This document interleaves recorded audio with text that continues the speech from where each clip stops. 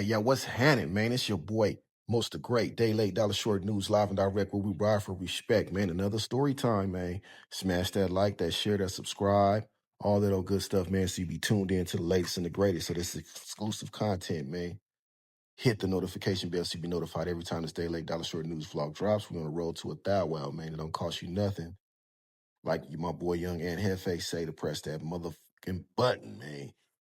And on today's topic, we're the reason I'm bringing you all this story about what happens to S offenders in Bakersfield, California, in the Lerado County Jail, uh, for the purpose of the RICO indictment that I'm pretty sure you all have heard, unless you've been living up under a rock, that happened in Los Angeles with the Hoovers and one BPS member, that being P4 blank. I ain't gonna say the other part.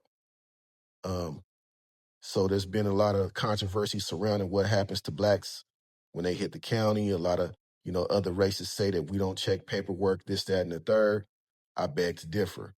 Uh, you heard B. Bray's rendition of what happens to people, and he already spoke on it and said that, they bad peoples, and when they get to wherever they're getting to, they're going to get what they got coming. You did? If you know, you know. So I'm going to tell you what happened to this man in particular who had what he had coming and got what he got.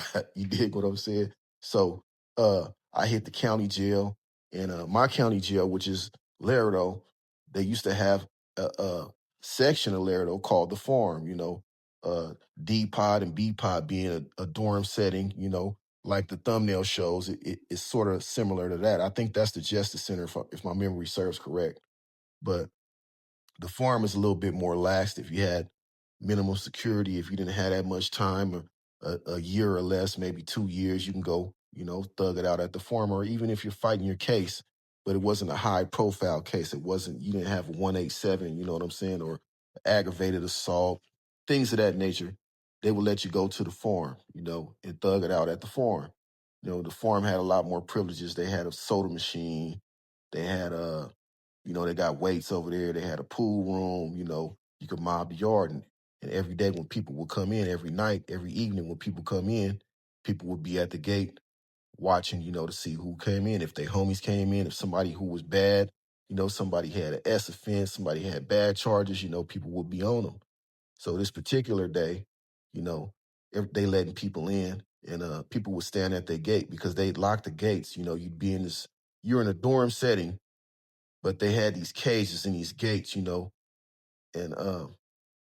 it went from 1 to, I believe it was 22, the 19 through 22, I believe, was the laundry. If you had a laundry job, then you'd have the privilege to go eat chow first. You dig what I'm saying? So, and I think that was kitchen workers as well.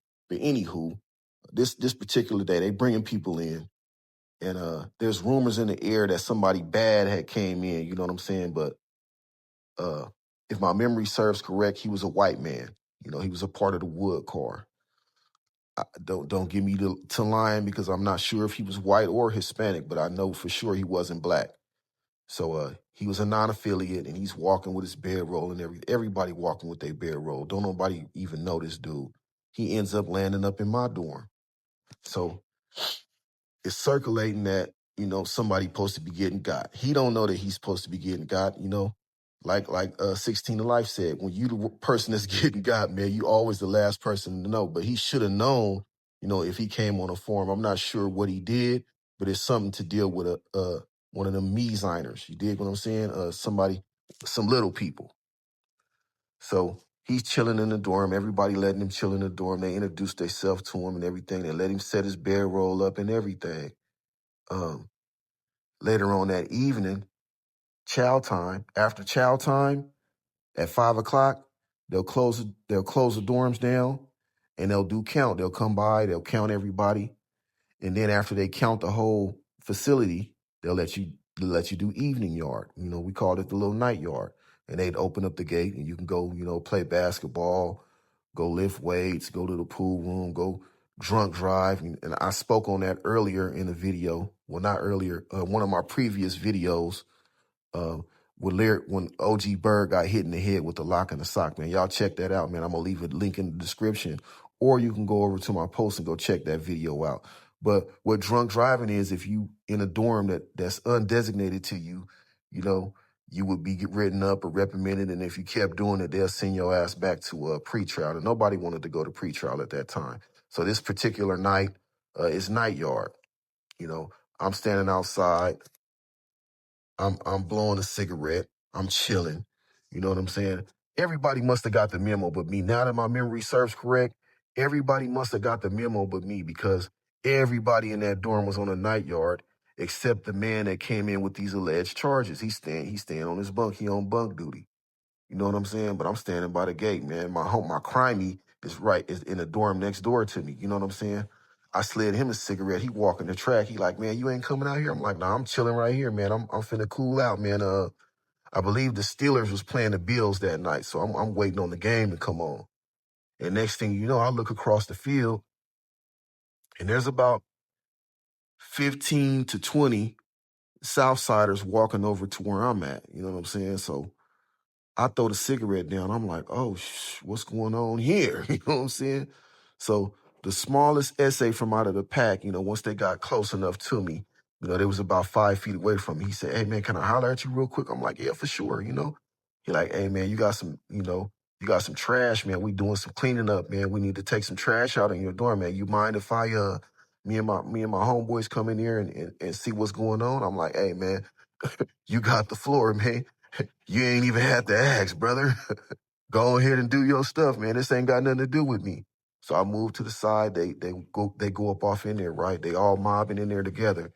And I heard the loudest scream from a man that I've ever heard in my life. And this man wore glasses. You know what I'm saying?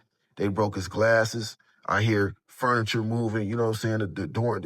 I heard feet squeaking like people playing basketball. You know what I'm saying? And this dude screamed one time loud as he could, and they beat the dog. It was blood everywhere, man. It looked like a messy murder. It looked like a horror movie. You know what I'm saying? When they got done with dude. After they got done with him, they all beat the shit out of him, stomped him down. You know what I'm saying? They hit him with locks and socks. They did a number on him, you know?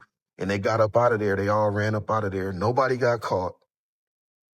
And when they called yard recall and everybody came in the dorm, uh, they saw the bloody mess. His people saw the bloody mess.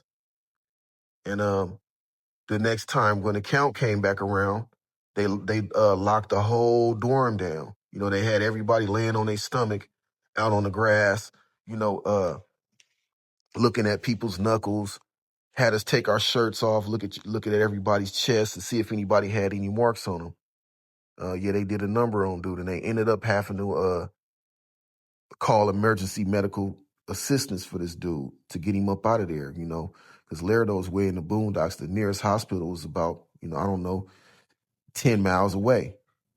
I don't know if he succumbed to his injuries. I don't know whatever ended up happening to that, but they didn't arrest anybody in our dorm for that.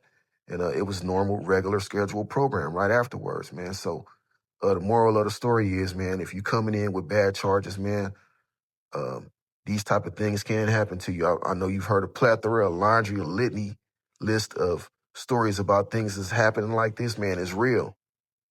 It's real. That's just one of the stories. You know what I'm saying? And maybe if I have time today, I'll give you another. But hey, man, this is your most the great, day late, dollar short news. Live and direct where we ride for respect. Smash that like button, man. Subscribe to the channel. We out.